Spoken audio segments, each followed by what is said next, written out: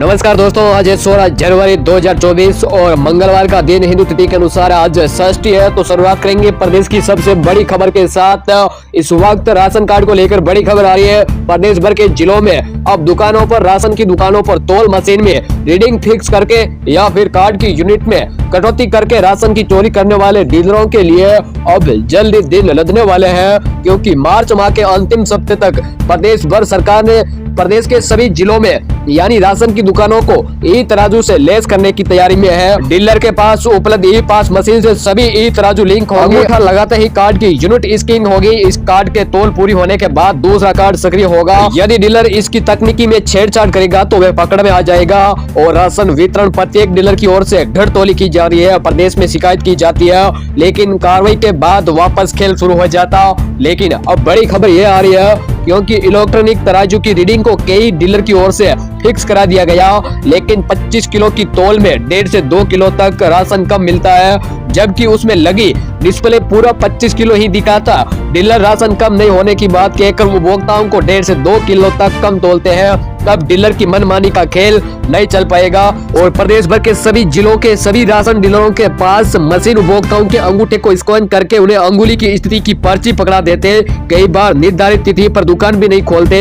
यदि खोलते तो उपभोक्ताओं को अपनी समस्या बताकर निर्धारित तौल को लेकर राशन कम तोलते हैं। प्रतिमाह कई क्विंटल राशन की कालाबाजारी दी जाती है। अब इन सब पर राजस्थान सरकार लगाम लगाने वाली है। इसी के अलावा अगली बड़ी खबर की बात करें तो प्रदेश भर में भजनलाल सरकार 1 महीने पूरा हो चुका। कैसा रहा 1 महीने का कार्यकाल आपको बताएंगे। राजस्थान में भाजपा बहुमत मिलने के बाद मुख्यमंत्री के रूप में शपथ लिए भजनलाल शर्मा को आज 1 पूरा महीना हो गया, लेकिन 15 दिसंबर नरेंद्र मोदी की मौजूदगी में सीएम पद की शपथ लेने वाले, कामकाज संभालने वाले भजनलाल 1 महीने के कई फैसले बड़े लिए, जिसमें मुख्य रूप से उज्ज्वला योजना में 450 रुपए में गैस सिलेंडर लाभार्थियों को दिया गया। साथ ही पेपर लीक रोकने को लेकर लिया कड़ा एक्शन। SIT का गठन। अब तक DGP और मुख्य सचिव स्तर पर कार्रवाई परीक्षाओं की मॉनिटरिंग की जाएगी।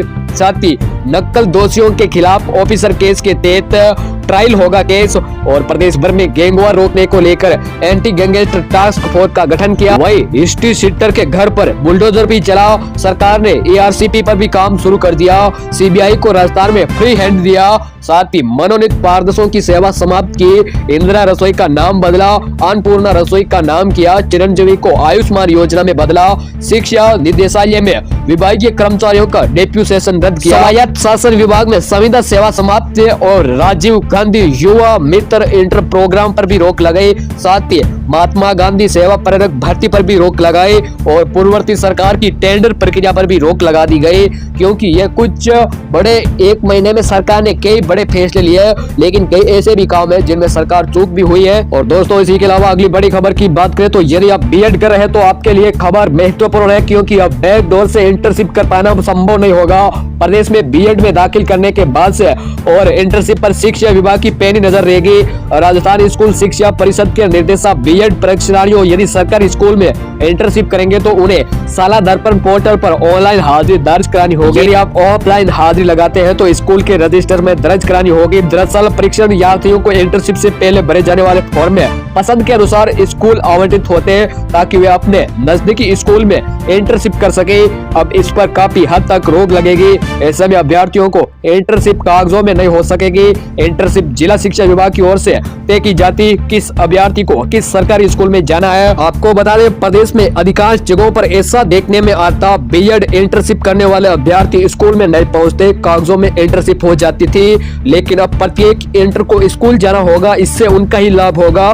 PTIT की टेस्ट नोडल अधिकारी ने भी इसके बारे में व्यवस्था इंटर्नशिप सीखने का मौका मिलेगा, इसके बारे में जानकारी दी। बड़ी खबर की बात करें तो गहलोत के आखिरी 6 महीनों की समीक्षा करेगी भाजपा सरकार। CM भजनलाल शर्मा की कैबिनेट की पहली बैठक 18 जनवरी को होगी। सरकार के गठन के 34 दिन के बाद कैबिनेट की पहली बैठक होने जा रही है। राम मंदिर प्राण प्रतिष्ठा के दिन 22 जनवरी को सरकारी अवकाश घोषित करने से गहलोत सरकार के अंतिम 6 महीने में लिए गए निर्णयों के रिव्यू करने की कमेटी का गठन किया जाएगा। और साथ ही प्रदेश भर के मौसम को लेकर भी बड़ी खबर आ रही है। राजस्थान में पिछले कई दिनों से लोग घने कोहरे से परेशान हैं। कोहरे की वजह से लोगों की लाइफ बेहाल हो गई।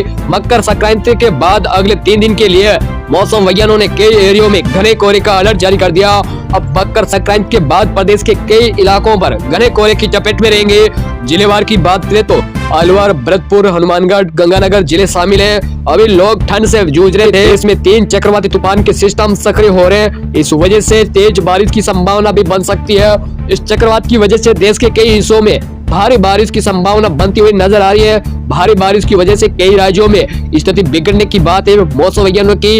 हालांकि अभी भारत के ज्यादातर इलाके कोहरे की मार झेल रहे। मौसम विज्ञानों का पूर्वानुमान के मुताबिक भारत में 3 चक्रवात एक्टिव होने वाले हैं। इस वजह से महाराष्ट्र, मध्य महाराष्ट्र, केरल, कर्नाटक, तमिलनाडु, तेलंगाना और आंध्र प्रदेश में मौसम काफी ज्यादा बिगड़ने की आसार है। खैर राजस्थान की बात करें तो अगले 3-4 दिनों के बाद अब फिर से मौसम खराब रहेगा। शीतलहर का अलर्ट कई जगहों के लिए पाला जमने की स्थिति बन सकती है।